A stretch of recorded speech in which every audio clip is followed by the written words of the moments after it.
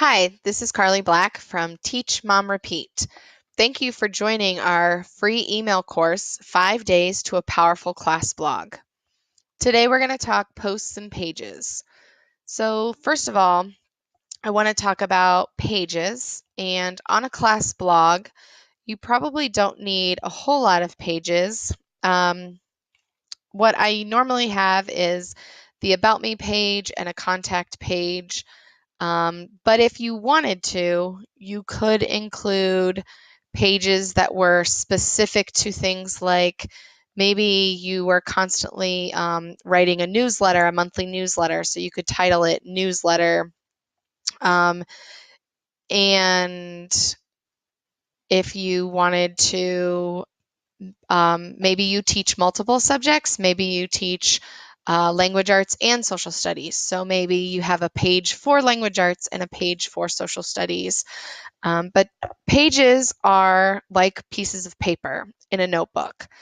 Whatever I see on this page is what I see, but if I want to go to a different page, I have to click through and go to that other um, part of the whole website. So you have your home page where you typically have your reverse chronological order posts, but then a page is going to have very specific content on it.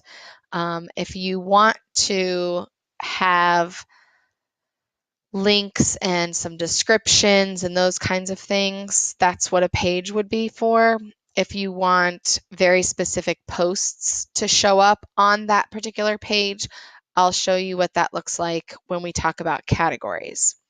So I'm going to show you my contact page because as far as a class blog, I think that this is a really good idea to include an option to actually contact people. If your parents, your students, whoever it is, you can have them contact you through email. You might have, maybe you're using the Remind app and you want to leave the directions for how to get into Remind, join your Remind, how to use Remind, those kinds of things. You could put all of that on this contact page. But with a page, what you'll notice is you have a title and then you have your permalink, which includes just the name of the page. And if you change the name of the page, the permalink will not change. Let's test that out.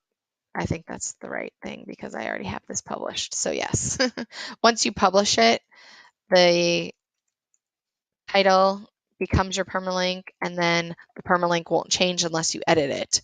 Now, if you edit the permalink, and this goes for posts as well, if someone has copied that link somewhere, saved it, bookmarked it, whatever the case may be, if you edit the permalink, then their copy, their link, whatever they have saved, will then show an error message and will no longer work. So once you publish something, be very careful about whether or not you choose to edit the permalink. So with a page, it's going to look very much like a post. You can add media, which means you can add photographs. You can add a gallery of photographs. You can add audio, video, a featured image, if that's part of your theme. Not all themes have featured images. I discovered that this theme does not. URLs and embedded code. And keep in mind, video, URLs, and embedded code all go with the pro version of EduBlocks. So if I were to click on those, I think it would take me to the you should upgrade page. So just so you know. And there's a nice button up here in case I ever decide that's what I want to do with that. But with pages, you have your publish options over here. You can save as draft if you haven't published it. So if I decide to unpublish this and make it a draft, that button should show back up. Nope, the button won't show back up.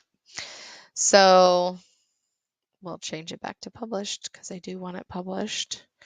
But normally there would be a save as draft button here before you publish. And then anytime you make changes, this button changes from publish to update. So you want to make sure that you update it. Now the page attributes, a parent page would just simply mean that it falls under a different page if you have sub pages and those things, which you can also configure under appearance and in menu if you want to configure your menu so that it has some subcategories there.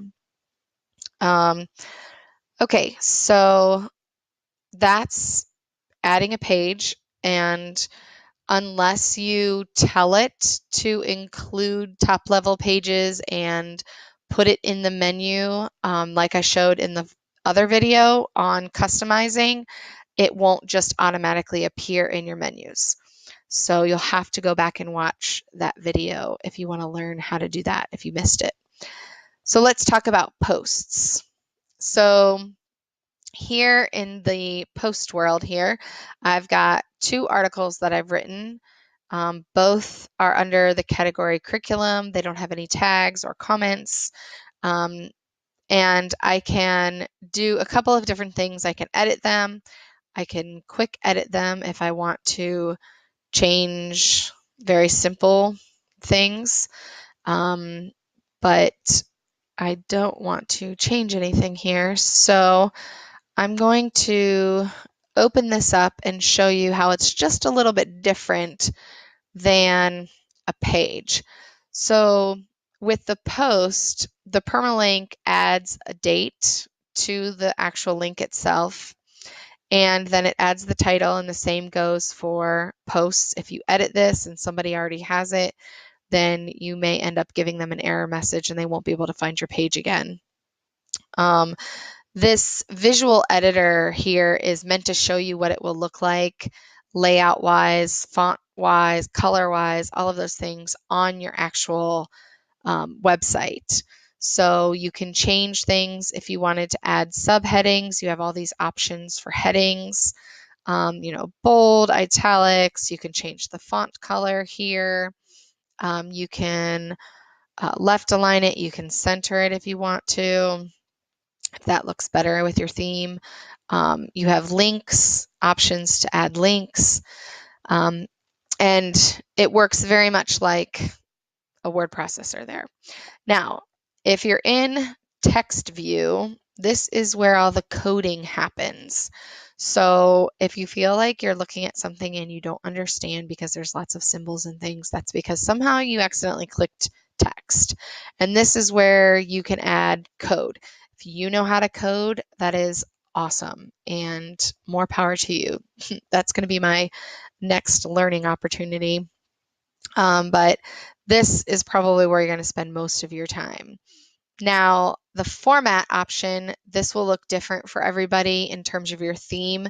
Each theme comes with different format options, and that just means how your article is displayed on the website itself.